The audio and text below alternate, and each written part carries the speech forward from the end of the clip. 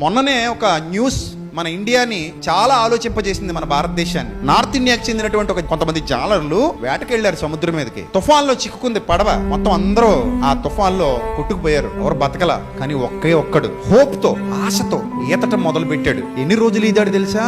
5 రోజులు. ఇదేం చిన్న విషయం కాదు. 24 గంటలు ఈదాలంటే మాటలు కాదు.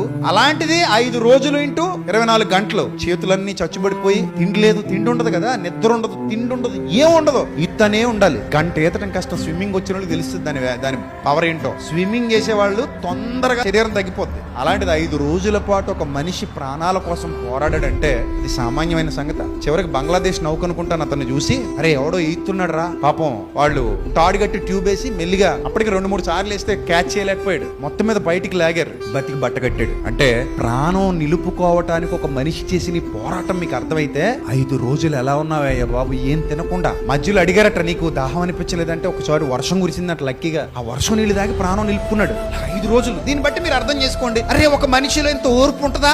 ఉంటదే.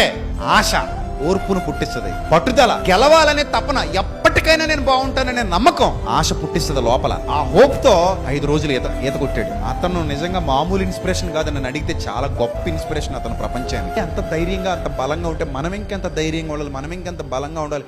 ఒకసారి ఆలోచన చేయండి.